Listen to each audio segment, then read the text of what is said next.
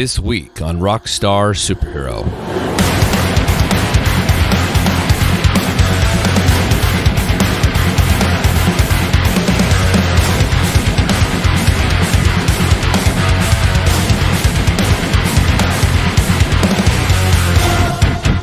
The music business is a fickle mistress, and sometimes, in fact, oftentimes, I'm left figuring things out because bands come and go and availability changes with the tides. Instagram has become a huge player in the world of social media, and some of the greatest discoveries of my life have come from this useful platform. One such discovery is the master guitarist David Lyon. David has become my friend over this last year, and I have to say I love his music. His playing style is effortless. He's collaborating with the best musicians in the world, Grammy winners no less, and he's not stopping anytime soon. So remember this name, David Lyon, and enjoy my conversation with this insanely talented technical wizard on the guitar here on the Rockstar Superhero Podcast.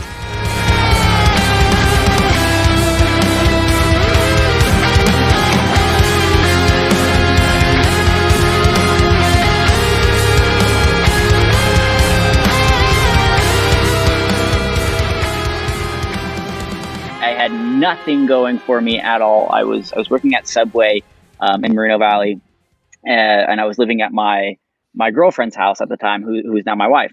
And it was definitely hard times. So first of all, this Subway that I worked at was the second busiest Subway in the county. So it was constantly busy. It was the absolute worst thing ever. So anybody who works in the food industry, I don't envy you. I tip my hat to you. Yes, because it is brutal, and I worked there for 2 years because I couldn't find anything else. It was definitely hard. It sucked. So I got this offer from my brother. Just basically was like, hey, why don't you leave everything? Why don't you try it up here and see what happens? And I'm like, at first I was like, no, that's stupid. Go to Utah. What's out in Utah? There's nothing there. Right. If I can't make it out here, what makes you think I'm going to make it out there? And it was basically kind of like, just try it. So within 3 months, after moving up to Utah, after 3 months, I had a job and my own apartment. So definitely life-changing. And it has kind of paved the way for my lifestyle, and kind of career and everything music as well. Yeah. I feel like if I would have stayed in California, I don't know what would have happened to me. I was miserable at the time, just drinking every night, partying with friends. Relationship wasn't that great at the time. Just everything was miserable. I'd rather pretty much drink instead of feeling life. So I don't know what would have happened to me if I would have stayed there, but I'm glad that I made the move. Wow. It's a rad thing you said, Dave, because the idea of feeling life is something most of us don't want. You know what I mean? We really don't want that. We want when things are tough, for example, when your wife doesn't want to make love. Sure. It's really easy to pick up, like some marijuana, some alcohol, go out with the boys, whatever, anything to get it out of your system, right? You're like, come on, man. But she's like, nope. You know what I mean? And that's fine. I mean, and I'm not going to get too crazy here, but it's really easy to cave into our baser instincts. You know what I mean? And when I asked you to come on the show, one of the questions I asked you was, is anything off limits? And you're one of the few people that said no. Absolutely not. I am an open book. That's kind of how I've been all my life. I want to talk about feelings. I want to talk about emotions and, kind of dig deep into life. And I always try to find, the meaning to life, which I can never find though. It's always hard. But I never find it, but I always think about it, I think you're finding it, buddy. I think the meaning of life is people. I think, we've talked about this a little bit, but, and I don't think we necessarily have to dive deep right at this moment, but I would say that, something a friend of mine shared with me, that I'll share here with the audience is that, when I was going through a really tough transition life, I'm 55 years old. And so when you're older, you do start to have these midlife crises. They just occur. They're going to happen to everybody, and they're going to happen to you. And it's going to feel different. Everybody's got their own thing through it. But for me, it was just really a lack of feeling of importance, that I hadn't achieved what I wanted, all the things I think most people honestly feel. And my good friend said, Rob, you know what? Your only purpose is people. Your purpose is, how do you impact and love others? Because when you give everything, and you do this through your music, David, when you give everything, that's when you finally start receiving back. You have to just keep giving. You share your gift. You love on the world. You love on those close to you, and people feel you, and they start defining you, and they say, oh, that's David Lyon on guitar. Does that make sense? Yeah, totally. And I can definitely agree with that. I mean, for me, I've kind of started to find my purpose a little bit, which I feel like is, I really want to help people. I want to help people to understand their emotions and understand what they're feeling. So by talking to them and through communication, that's kind of what I've been feeling, or what I've been thinking about, and like my role in life.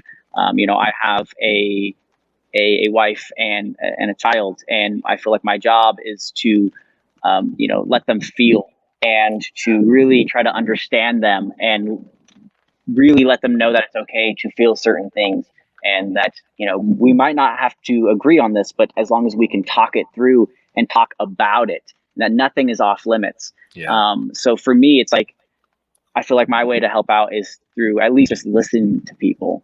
And if I can do that, then great. So I feel like it's kind of similar to you.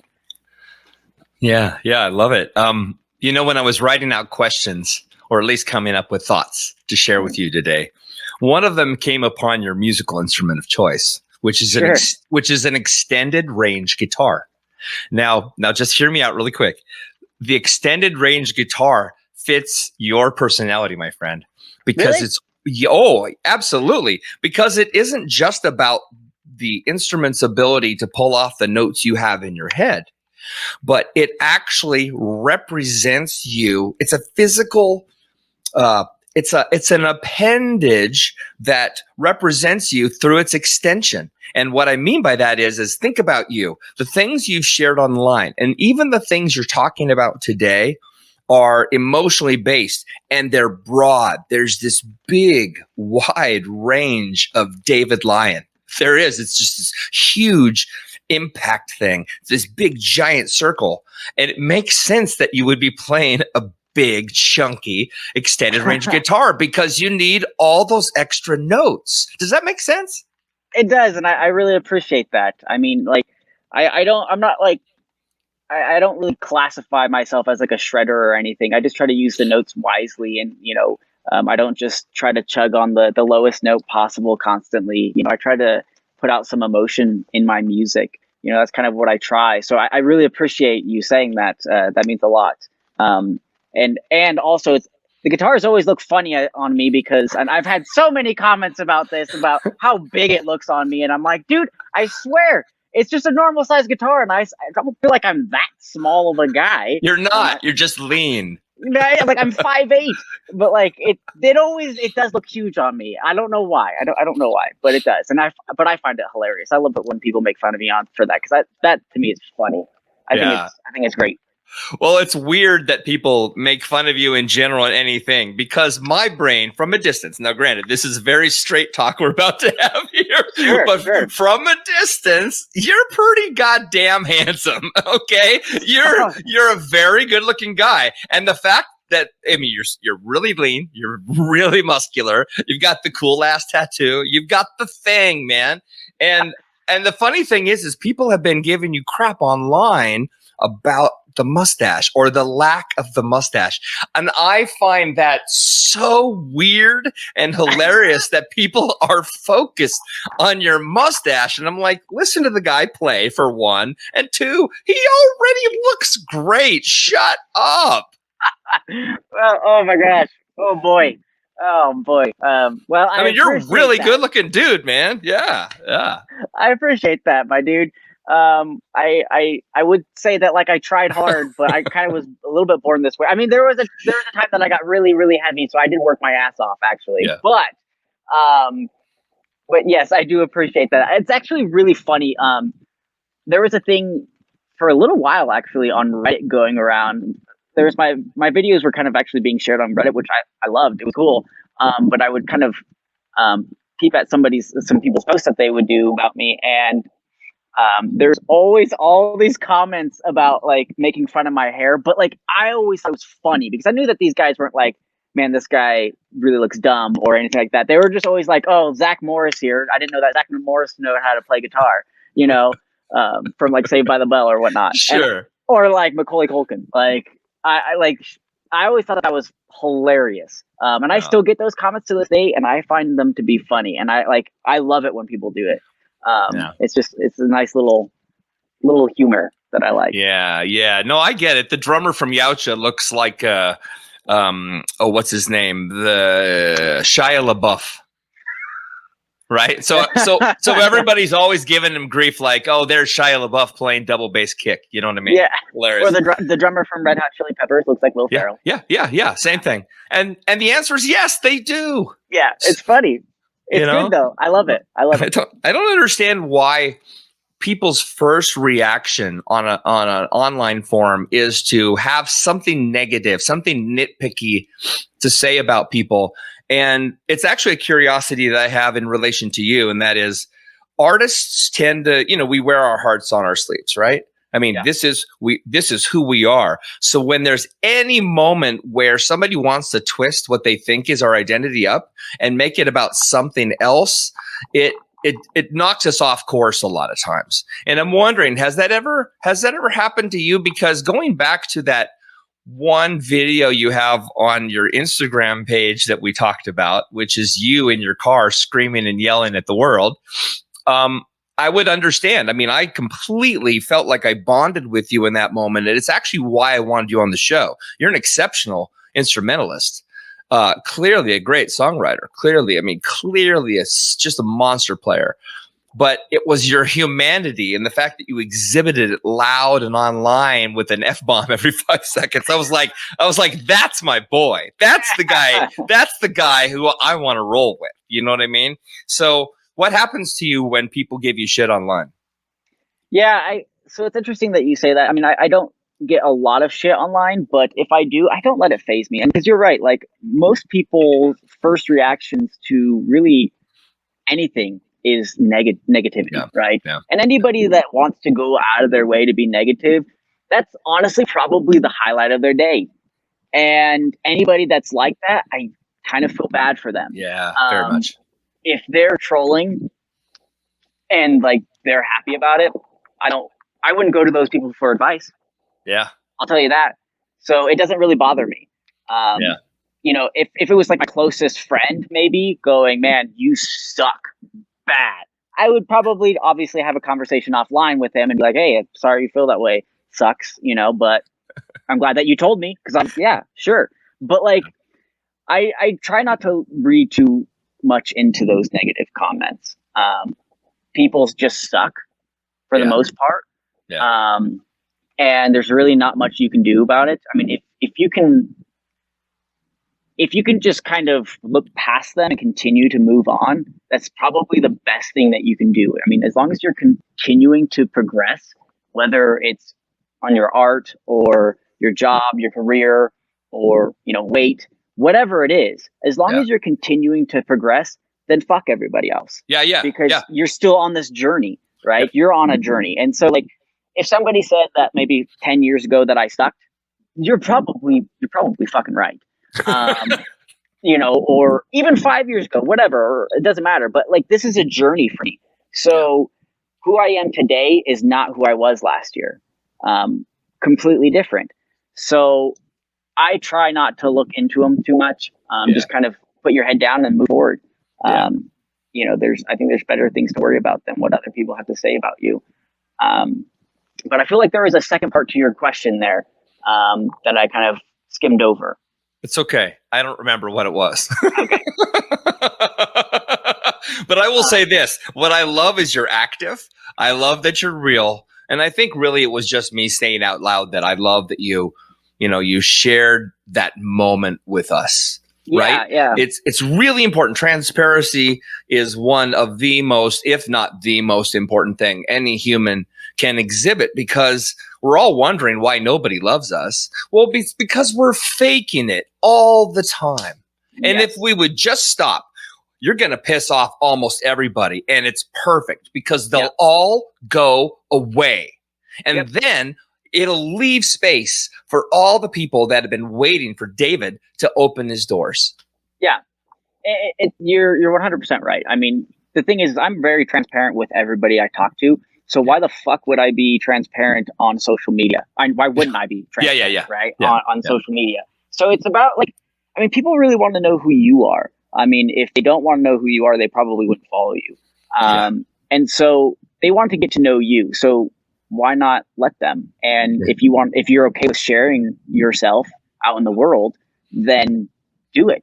I highly recommend anybody who's trying to build their social media to just drop the walls and get, people to understand who you are. Now, the part that I always struggle with that I do stay away from is the more religious or political stuff, because A, I don't really care, to be honest. Right. And B, a lot of people will get hung up on that. And it's like, I don't really want my followers to go think that I am a certain way. So it's like, to me, I don't ever go to there.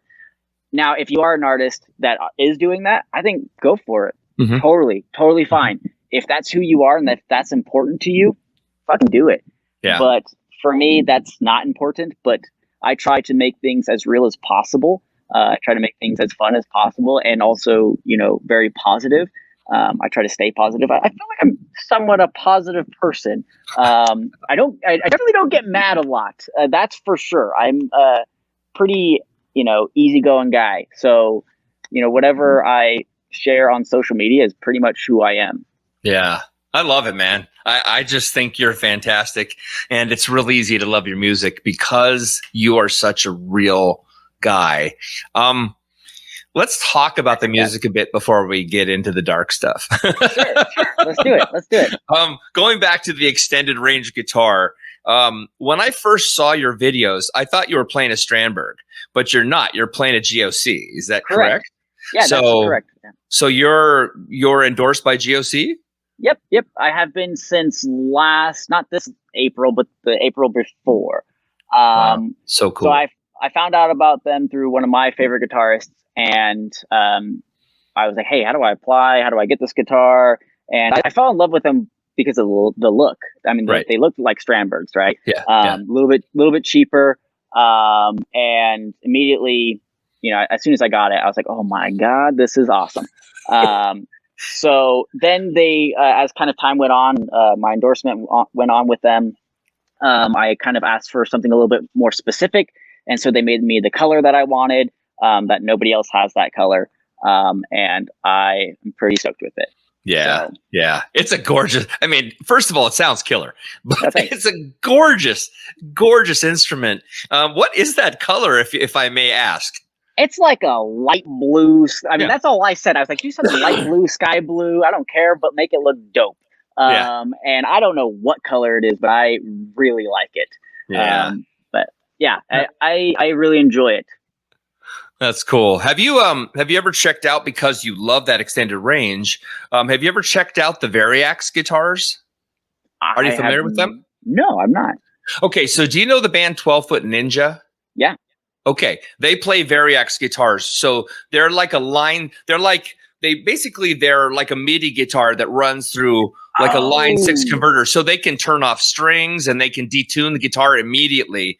Yes. I get that you're not a multi-genre player, so you don't necessarily need it because you're not skipping around with key signatures. True. But you know what I mean? When I hear somebody play these really deep stuff, you know what I mean, or lots of sweeps, my brain goes, well, why aren't you playing like a Variax? So yeah. That would be actually a cool idea. I kind of want to get my hands on one of those. I think that would actually be really fun. I do know what you're talking about now, though. Yes. Yeah. Those are dope. Yeah. Well, they're dope because they let a guy like me who cannot play guitar literally tune like each chord and just go like G, D, you know, and I mean, it's an amazing thing. Oh yeah. It allows you to cheat, but it sucks for guys like me anyway. So that's all right. Is power metal, symphonic metal your favorite subgenre? It seems that you're very inspired by it. That's a hard one. So I'm a weirdo, and I actually don't really listen to music much. Okay. And especially like I don't really listen to anything new. I mean, like I'll check things out, but I don't like when I drive anywhere. I think that's where most people probably listen to their music, either while they're driving or while they're working, or working out. And when I'm driving, it's silent. It's just me and my thoughts. Same thing with working. Now, working out, I will put on some like super heavy stuff, just kind of in the background, just to try to get me pumped. But nothing that like I really, really look up to. So I don't know if power metal, symphonic metal is my go-to genre at all. I feel like film score, that's kind of more my go-to genre, really. Cool. Anything that Hans Zimmer does, I'm all over. Nice. But yeah, I wouldn't say it's my go-to genre, power metal and symphonic metal. It is what I like to create, though. I want to create some sort of cinematic, emotional, heavy type stuff. That's like what I like to create. But I definitely don't listen to what I like to create. Yeah, that's cool. Well, let me turn you on to two things if you like soundtrack music. Okay. One would be Oliver Chang, who was the keyboard player for the New York duo The Hi Hi's.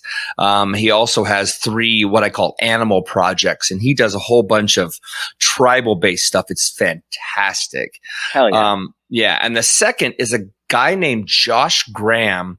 He has a project called Ivy, and it's amazing. Like, we're talking soundtrack work with like with the feel of like Koya Scotzi.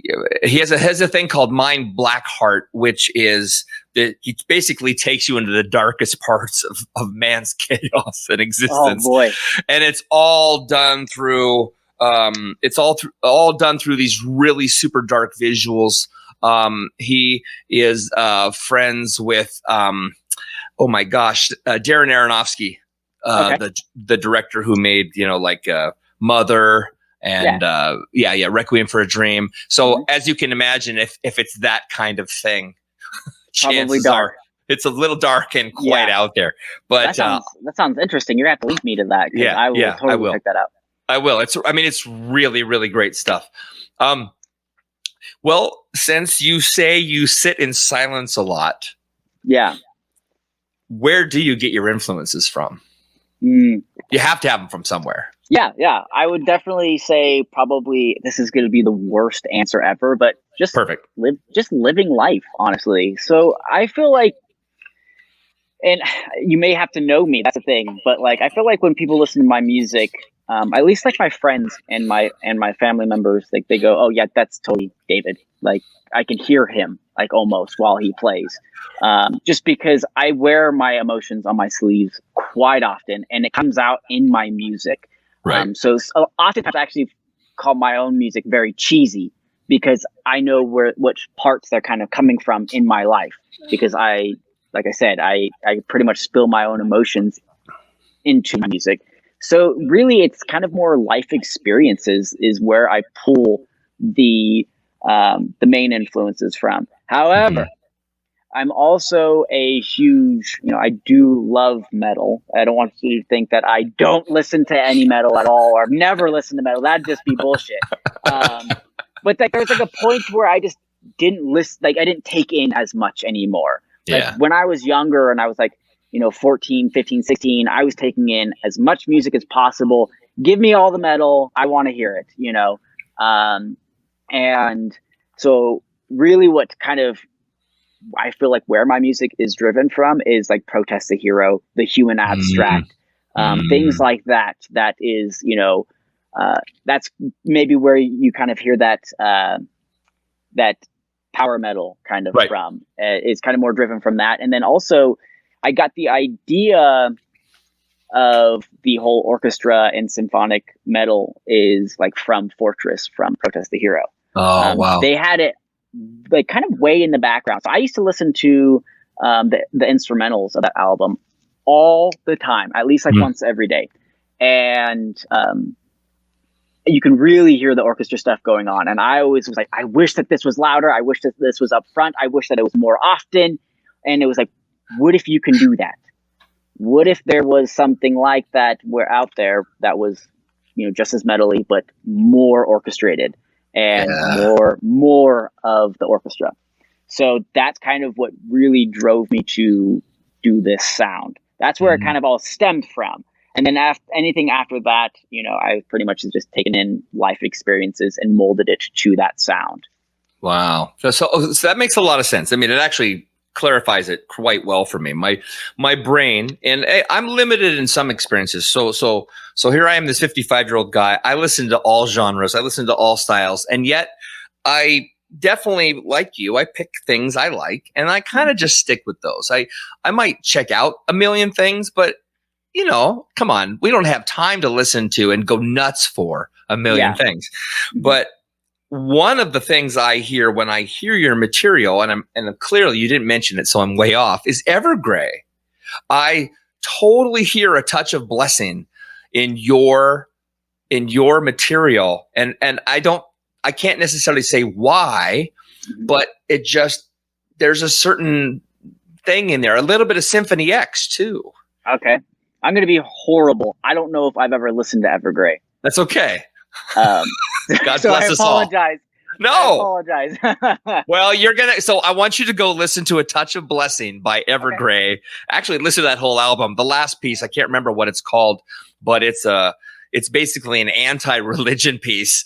But it's all instrumental. There's no lyrics, but they've taken sound bites of like Jerry Falwell confessing to the church that he has sinned against them.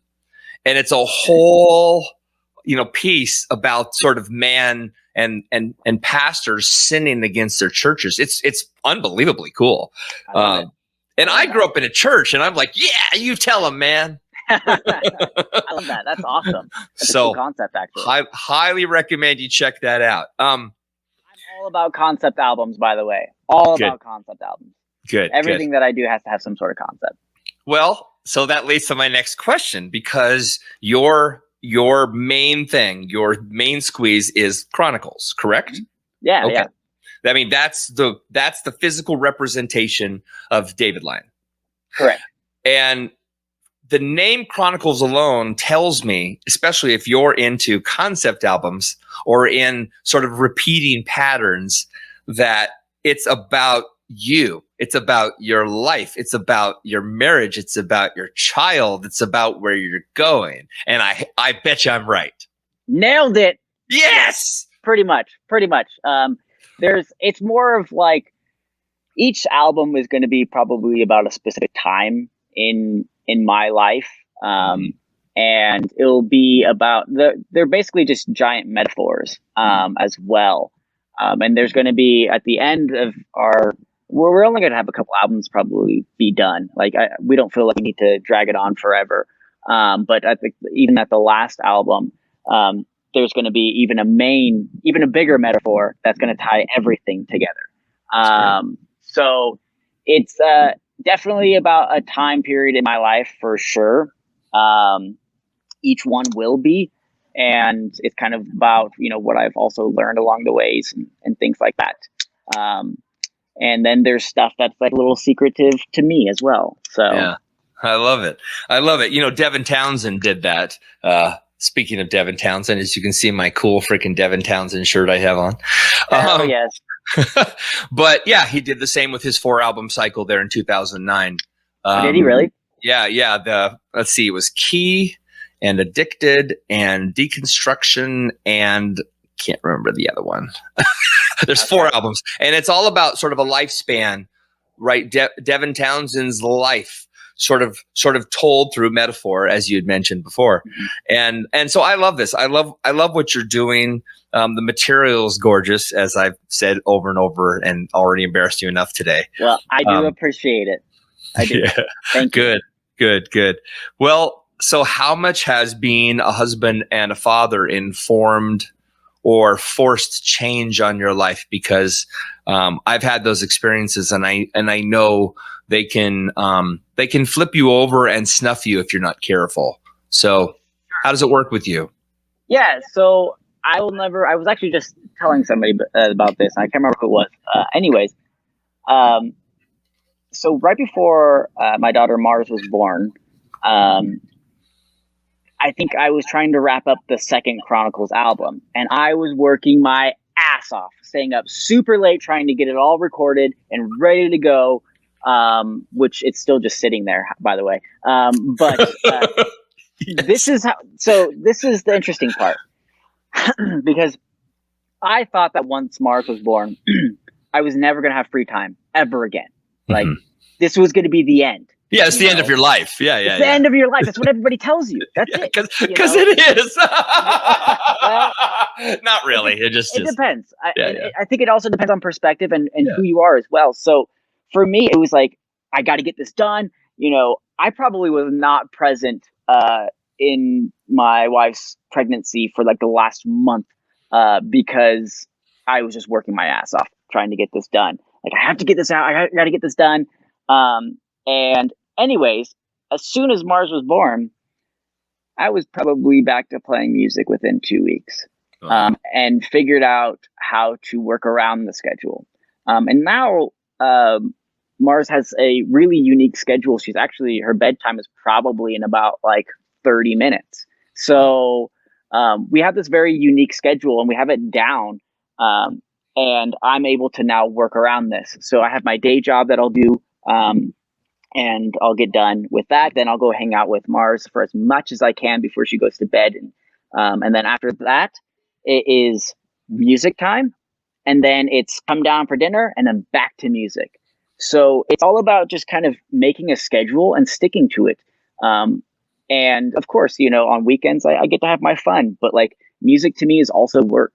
It's what I love to do. But since I love to do it, I make it work. Yeah.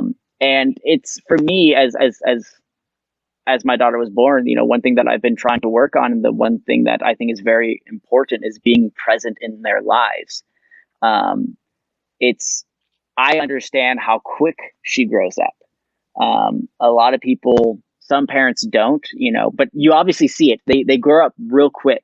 Yeah. And for me, I have one thing that's dawned on me is that, like, before I know it, my daughter is going to be asking me for my keys, and I'm going to be going, what the fuck just happened? Yeah. Like, how did this just happen? Like, I feel like you were just, a couple of years ago, you were asking me to play piano, and I told you no because I was busy. Yeah.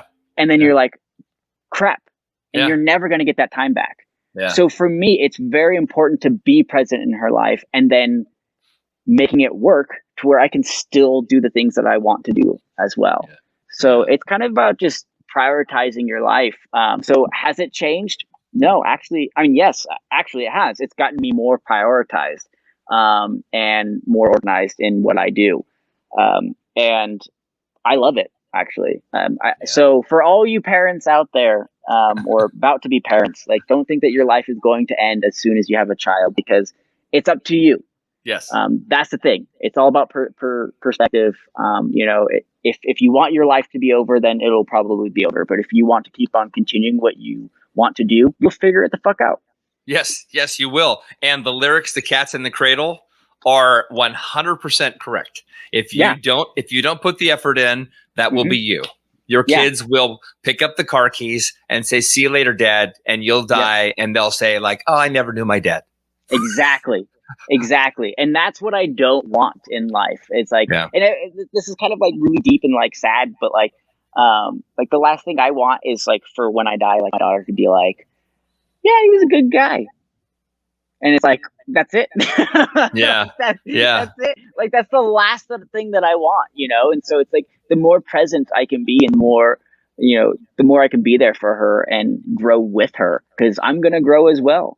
I think the better. So. Were your parents active and available to you, or did you feel like they were similar to, the cats in the cradle parents, people that, kind of had the television babysit their kids and, one day they're grown up? Sure. So I love my parents. There's a however. No, I do love my parents, but they did the best that they could. I will say that. Like, they did the best that they could. I was homeschooled all my life. And I feel like they still weren't there enough. But it's okay, because, like, for me, like, I found ways to occupy myself, right? Like, I played guitar. Mm-hmm. Like, that's what I did all day. Instead of, like, doing schoolwork, I played guitars 8 hours a day. Yeah. So, they were there when I needed them, for sure, but they weren't, like, really, like, present, like, trying to be present in my life. My dad worked, like, 3 jobs at times, so he was constantly busy trying to provide for 6 kids. So I come from a big family, so there was a lot to provide, and so they did the best that they could, but hopefully that answers your question. No, it does. I mean, and I can see you also. I mean, and I want to honor you, because I can see you also wanting to make sure that you're telling the truth, but without, like, lambasting people. I'll give you a little insight. Our stories are quite similar. The difference being, I'm a lot more like your parents. And I get it. This interview is not about me, but it does. I would love to hear it. Well, but it does bring up the conversation, because it makes me think about relationships, and again, how they are the most important things we have. They're the part of us that echoes on after we die. And because 3 to 4 generations, man, once you're dead, 3 to 4 generations, there's not a human being on the planet that knows who you are. Yeah. None. Exactly. Zero. None. They're all gone. And so if the only thing that matters is who you are, why aren't you sharing it with the people that love you? That should be it, because, I experienced this with my parents. They saw me as I'm a drummer. They saw me as an advanced drummer at a very young age, similar to you being an advanced guitar player at a very young age. And they left me to my devices. They said, here you go, Robbie, here's a drum set, go kill it, because you can. They encouraged me to go and kill it. And I did. You are awesome. Yeah. And you go and kill it. Yeah. But what happens is your parents go, oh, he's busy. It's kind of this weird sort of back end way to push you off to say, well, he's doing what he loves. And that isn't the whole goddamn thing. I mean, my dad died in 2016, and I know my mom's going to hear this. It's okay. I mean, I miss him tremendously. But it's life, it happens. And when you get to my age, you lose people. It's how it works. You lose a lot. They're constant, Yeah. And when he died, I was, mourning, but I was in a place where I was really, really confused by my feelings. And about a week after he passed away, it finally kicked into my head, David, that, I miss the dad I never got. I mean, don't get me wrong. I miss my dad tremendously, but he communicated through glances and, unsaid things. When we would leave the house, he would come out and he would walk us out to the car. Always lovely. Walk us out to the car, hug us, tell us, okay, buddy, have a safe trip. But that was about the max of my dad's intimacy, because he hadn't been parented well, and he did his best, and he only could give me what he knew to give me. He gave me those words. He meant it, but he also distanced himself because he didn't know how to communicate, how to share other things. And for listeners of this moment, I encourage you to consider that what David and I are talking about is not only true for us, but it's true for you. If you don't take the time to get to know your family, you cannot make assumptions. You cannot make assumptions that you know who they are, because none of us know who they are. You don't know somebody's proclivities for, art or what drives them, if they're fascinated by, a certain cultural thing, or if they're addicted to drugs or sex, or whatever they're going through. If you aren't there communicating with them when it's hard, they're going to miss out on all the stuff that actually matters. Definitely. And if you can't communicate, I mean, you're basically also, and if you do have a kid after that, you're basically passing that down as well. Like, how are you going to expect them to communicate if you can't communicate? And like, for me, like, I do wish that my parents were a little bit more emotional with me, or, would talk to me about certain things. I think that would have helped me a lot, but I kind of had to learn how to do these things on my own. And it's always a bummer, I guess, when things are, how do I say that? Like, I guess things can be a lot worse, or are a lot worse when you just don't communicate. It makes things really hard. So I definitely encourage everybody to let the walls down, learn how to talk things out. I mean, it sounds like you probably would have had a lot of better memories, with your dad if that was the case. Yeah. If you learned how to love a little bit more, or learned how to love a little bit easier. But that was kind of what was taught to him. So it obviously was passed down. So. Yeah. The thing I found as an older father, because I'm remarried, and so I have 3 kids from a first generation, which are actually, I'm assuming your age. I have a 32-year-old son. Okay. Yeah. Close. Yeah. Okay. And then I have a younger generation, and I've found that, the second time around, I get it a lot more. Now, I still fail miserably. I think I'm kind of a crappy dad. I mean, I really do try, and I love all my children, and I have 6 children. So I understand that I have to be there to be available, but there's a massive learning curve for me coming up in life and being able to do what I want left to my own devices. I so wish my dad would have said, Rob, I'm going to fix my car and you're going to help me, because what dad didn't want is me to say, I don't want to do that, because then he'd have to deal with that issue. He would have to say, well, you're going to anyway. You're going to spend time with me because I want to be with you and I want to teach you a skill. And he never did that. And it's because he was uncomfortable, not because he didn't want to teach me how to, fix the engine of my car. He just didn't. He knew I wouldn't enjoy it, and he thought that was more important. But the reality is I wish he would have said, come and lay with me under the car, and I'm going to teach you how to do this, and we're going to talk, and we're just going to hang out. And that's the way it's going to be, because I'm your freaking dad. Guess what? I'm sure he's wishing that he also did that as well. Yeah. And that's to me the biggest picture right there. Is that's what you don't want to happen in life, is when you get older and you're just, regrets are going to happen no matter what. That's inevitable. But all of them? But all of them, you can actually change that. I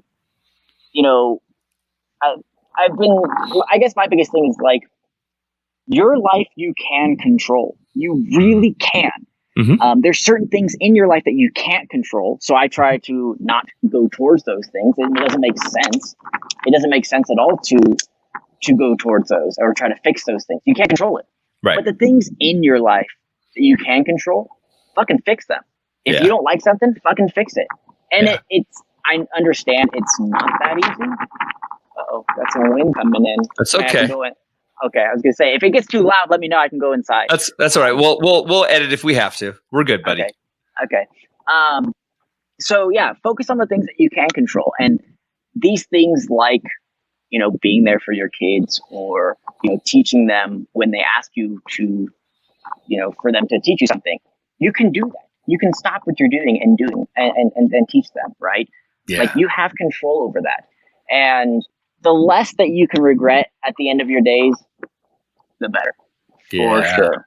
Yeah. And that's kind of what I've been all about recently, is not, I feel like, I'm only 30 years old. I mean, I'm 30 years old. I would love to be 30 again. Oh my God. It would be great. And I feel like, I mean, I have so much to learn, so much more to learn. But I feel like life is just going by so damn quick that before I know it, I'm going to be at the end of my time, and that's it. So I better take it all in now. Yeah. So the biggest thing that I've been really working on is A, focusing on things that you can control, and B, being present, living in the now. You know. And so one thing that I've learned recently was really like the way I look at it is if you live in the past, you probably got some trauma or something that you haven't dealt with before, right? So that's not a good place to live. You don't want to live in the past. Yeah. But if you live in the present, that's great. That means that you're taking everything in. You're not taking things for granted. You're living in the now, right? Yeah. However, that means that you're not planning for the future if you're just living in the now. Yeah. And you're not living for tomorrow's worries, where tomorrow can come and everything can fuck you up and you weren't prepared for it. Yeah. And if you're just living in the future, that's great because you have a plan, you know where you want to get to, and you have your eye on the prize, right? That's great. Yeah. But what happens when you get there and you realize, fuck, this is not what I thought it was going to be. Because it never is. And it never is. Ever. And then you realize, damn, look at all that stuff I missed out on with my kids. Right. So there's a nice little balance that you want to be, and that's in between now and in between future. There's a nice little sweet spot that you can actually live in the now, take everything in, and be grateful to be there, and be grateful for your life, but also plan for the future. Make sure that that's not going to flip you upside down when shit happens. Yeah. And be willing to change course if your goals are starting to change. It's okay if they change, and be willing to have them, evolve. Yeah. That's really great, David. I really like that. And it's very spiritual. It's actually, I'm not going to get all religious on you, but I always do this every show. I bring up something sort of pseudo spiritual. Mm-hmm. But something I learned when I grew up, because I grew up in the church and, and I still have lots of isms from those days. But I love, I had a feeling. But I am a man of faith, and I am absolutely a believer. I just don't walk around in this pious bullshit way because I'm human. I actually want to start a heavy metal church. We should talk about that. I'd be down. And I'm totally down. I'm actually serious. I mean, like, if people are listening to this, I am thinking about starting a heavy metal church for real. And I mean, I'll worship God, but I'm going to do it through my metal, man. You know what I mean? I'd be down. So, but isn't that just Christian metal bands? Well, no, but I'm saying I want to take away the piety. I want to take away the religion. The religion sucks. The Lord is awesome. Religion sucks. Organized giant balls. It sucks so much. It's totally true. But my mom said something beautiful to me years ago that I'm sure somebody told her. And it's not biblical. It's just a thing, but it's a great thing. She said, God never said I was the great I was or the great I will be. He said, I am the great I am. In other words, what you're saying, David, is true. It's all about now. If God is saying it's all about now, then shut up and be all about now. Because if you blink, your daughter, which I love her name, by the way, will be this tall, and she'll be talking to boys. And the moment she's married, but she won't be yours anymore. And not that she's yours in the sense of a possession, but she will be unwound, and she will become somebody else's human. Yeah. And that is a scary thing. And we all need to be present and available for now. Yeah. It's everything. And if you're present as well, you can focus on working for tomorrow because you are present. Yeah, you're working for tomorrow, but like for me, it's like I do have my goals, right? So I'm present when I need to be present, but I also put my head down and I get to work for tomorrow as well. It's all about that balance, but mainly being there, mainly being present. Yeah. That's where you want to live. It's probably the healthiest way to live. Yeah. But yeah, that's So one thing true. that I've been taking in a lot, and I've been So trying to live that way. Yeah. Yeah. So you released The Forest in 2019, and you have this album that's been sitting in your closet. Yes. What's the next step? We can talk about the surprise that I discovered last night, a certain instrumentalist, and I want to get to that. But why didn't you release? Is it just because coronavirus? I mean, what's the deal? So tell me what's coming on with Chronicles. So with Chronicles, so your boy here is constantly writing. So my singer Wesley, he actually got really busy doing his own stuff last year. Gotcha. And I was ready to go, actually. I was ready to start, like I said, I got all of my writing done before my daughter was born. And that was in 2020. That was January 2020. So I got all my writing done before that. So literally 4 months after The Forest was out, I finished the next album. Wow. And when I mean next album, look out. When I mean next album, I actually mean 2 albums. So it's a 2-parter. Oh my God. Yeah. So it's actually 17 songs long. That's awesome. And so I've been sitting on that bad boy for a long time, and Wesley is now starting to get to them. So the way we're kind of going to work things out is we actually don't know if we're going to have a real drummer or just do MIDI. I mean, MIDI sounds great nowadays, so it's fine. So if that's the case, we're probably just going to release it pretty soon as the vocals is done. So it's going to be awesome. So I have been sitting on it for a very long time, and I hate sitting on stuff for so long. Oh my God, I hate it. So I actually sat on The Forest for about 5 years. Oh my God. The Forest was actually 5 years old. So if you ever listen to it and you're like, yeah, this is really dated, that's because it was.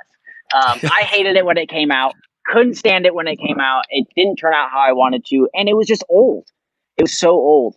And so the reason why I wrote the next Chronicles album so quick was because I wanted to release something that was actually present. Something that was now. Who you are now. Something that was current. And turns out still not going to happen. But I'm hoping that it will be out definitely next year. We're hoping for maybe like May release or June. So that will be here before I know it. And as soon as Wesley starts sending me more stuff of his vocals, I'll get more and more excited, and it's gonna be fun. This next album is completely different from the last, and mainly because I learned how to write better. I know how to write better. And so I made things less busy, made things a little bit more straightforward, a little bit more proggy, but not in your face proggy. Right. I felt like The Forest was too cluttery, too in your face, and I really dialed things back a lot. Gotcha. So more Satriani and less Yngwie? Yes. Definitely not on that level, though. No. You're pretty damn good, dude. You've got some serious sweep action going on there, man. Oh boy, not Yngwie or Vi. Those guys are gods. Speaking of gods, Travis Orbin played on The Forest, right? Yeah. What a great player. Obviously not. Player. Hey now, he is fantastic. Beast. Yeah. So every time I talk about Travis, I can't mention either the word, like every time he comes up, the word either God, machine, or beast is mentioned. Because the guy is literally any of those. The way that he plays, first of all, and how quick he turns these things around. Like once he started recording, it only took him a couple of days to do 11 songs. And I feel like he did it all in one go. First go, too. It was unbelievable. He's sick. Yeah, everything was flawless. Yeah, and well, what he does is he gets all the parts, he transcribes everything, and then he reads his transcriptions for the actual session, which is bonkers. Because I mean, look, I can read music, I get it, but if I don't have to, why would I? like I don't understand why you would. But he is, I mean, he's really one of a kind. There really isn't anybody like him. There's a lot of guys who have been influenced by him. There's a lot of great players who are similar to him. Alex Rudinger is an example, but there's just not a lot. I mean, it's pretty much, it's like the three drummers I equate at his level. I should say the two would be two Thomases, which is Thomas Lang, and Tomas Haak or Hake or however it's pronounced from Meshuggah. Those two guys are really at a bonkers way out there level. They're the modern masters. And Travis, he may not have the name as much as maybe those two, simply because he's not as old. But oh my God, so good! And his performance. Have you ever heard the Pete Peterson Bugs performance? Mm-hmm. Oh, good Lord! It's like the single most impossible piece of music, and he figured it out. Yeah, that guy is absolutely amazing. Travis, be on my show. Dude, I think he puts out at least 3 albums of his own every year, too. Yeah. Like, I feel like every month or so, Travis has a new album coming out. Yeah. And that's on top of his own session work that he does for everybody else. Yeah. And it's like, dude, this guy, how do you have that much going on up here? Holy crap, man. That's so much. So it's so awesome. Yeah. He was literally a dream to work with. I had a couple of people on the Forest that I literally did it. So I hired everybody actually for the Forest, because kind of how that, I'll kind of give you a little bit of the background there. How that came to be was, since I sat on that album for, like I said, like 5 years, it was like 4 years at the time. And I said, this is my last album I'm ever going to be making, and then I'm going to quit music, Oh, yeah, which everybody says that. Yeah, when they're pissed off at life. Everybody's next album is their last album. It's the last album, I'm done. And so this was my last album. And so I said, you know what, I'm going to go balls to the walls, and I'm going to play with my favorite musicians. I'm going to hire my favorite musicians. And I did. So I hired Travis. I hired Cam who was the bass player for Protest the Hero. Wesley, who was a singer from Ideology. And then I had a guest vocalist of Rhodey Walker from Protest the Hero as well. Unbelievable. So unbelievable. I did what I wanted to do. And now look at you, because what's coming up? Tell us the big surprise that you announced yesterday, because I didn't know this was coming, and I'm so stoked because she is fantastic. So tell us what's happening. Yeah. So Tina, I'll be collaborating with Tina Guo. She is literally who I look up to all the time. I've been following Tina for years now on social media, and just watching her grow. I mean, she was already famous by the time I started following her, but just she's on every movie that all the movie scores that I love. Yeah. And so somehow I was chatting with her the other day, and like, she was like, I don't even know how I stumbled across your page. I'm like, I have no idea how you stumbled across my page either, but I'm glad you did.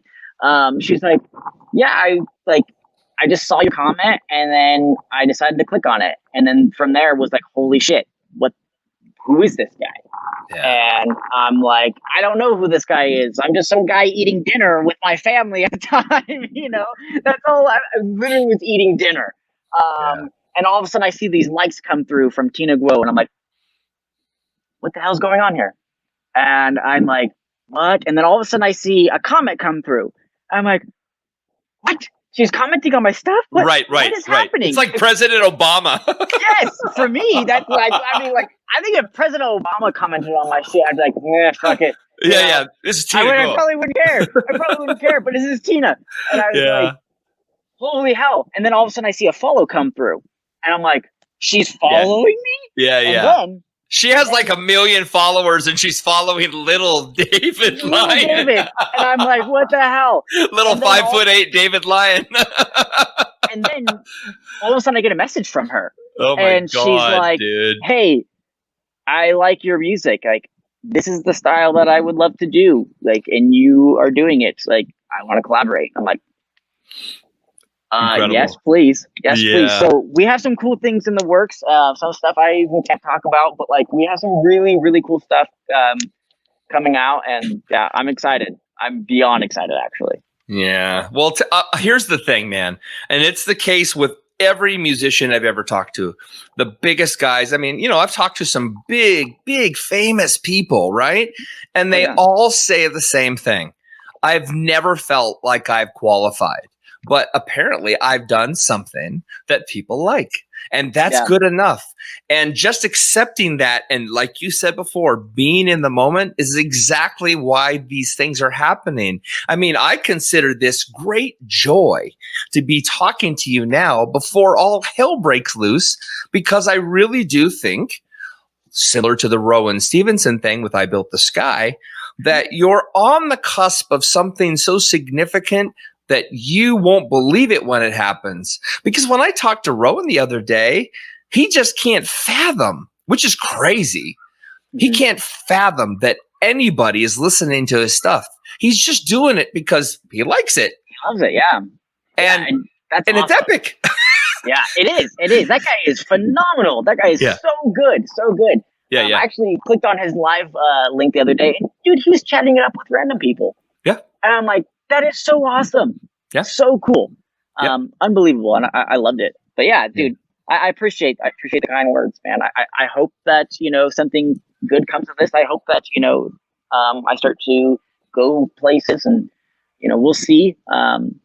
But I'm excited I'm just going to live in the moment and work my ass off, in the meantime. I know that Tina wouldn't have reached out to me if I didn't have this type of schedule where I, do my family stuff and then I get to work, right? Yeah. I wouldn't be where I was at today if I didn't have that mindset and that drive to go get it. And that drive didn't come naturally. I have to force myself to do these things, but I know that if I want to get here, I have to work my ass off. So that's kind of why I said in that post, like, hard work pays off, I guess. Yep. You got to jump off the cliff. You can knit your chute on the way down. You just got to go. And will you hit the rocks? Yeah. And you'll be okay too. But you'll never know, like Steve Harvey says in that famous motivational video, you'll never know what the world has for you if you don't take the leap that you're terrified of. You have to jump. And me reaching out to you is these are all little jumps. I was so excited that you had followed something that I was doing, which turned me on, and then I go listen to your stuff. That's the beauty of social media. Most of the time I can't stay in social media because I don't need the nitpickers telling me I shaved my mustache, right? Yeah. But there are incredible accidents that happen that, of course, aren't really accidents, but they were things that were supposed to happen. And I love what you're saying, David, because it is about that. It is about taking the steps and then course correcting when you hit a roadblock, but you keep going. You have all this torque inside of your spirit. You got to keep going. Yeah. Yeah. If I, like, none of this would have happened if I would have given up, after the first Chronicles album, or if I would have given up after the first band that I broke up, like, you have to keep going. And especially if you love doing it, then you will keep going, but work hard and work smart as well. Have that drive and continue to progress and continue to get better. Yeah. That's the other key, man. Yeah. If you love it, you're never going to quit. You might take a little bit of time off. You're never going to quit. Nobody does. Nobody. No. Ever. No. If anything, it just evolves. It evolves to something else, and that's okay. I know where I want to go in life, and it's not where I'm at right now. Yeah. And it's going to evolve along the way. Yeah. I'm cool with that. So before I let you go, I need to know, are you going to have more children, and are you going to name them after galaxies, or no. what's your jam? We'll have another kid. But it's kind of hard because, of course I want a boy. I'm a boy. Sure. So obviously that's, what I would want, but like my wife comes from a family of all girls. And I know that's not how it works, but also my brother has only had all girls as well. So I'm terrified that if we have another one, we're going to have a girl. And then I'm going to want to try for one more because I want that boy and then get another fucking girl. You know what? And your third daughter someday is going to hear this interview and go, Dad said I was a fucking girl. Yeah. And then there's this. Like, because then I was like, well, you know what if I could just pay for it? Because that's the thing. I think it only costs $10,000 for them to extract the sperm. I have a friend that did it. And he got his boy. He did. There you go. So I thought, well, what if I could just do that? And then I was like, with my fucking luck, this is what I'm going to give you guys with. With my luck, this is what's going to happen. I'm going to do this, and then he's going to be like, no, I'm a girl. And then, there you go.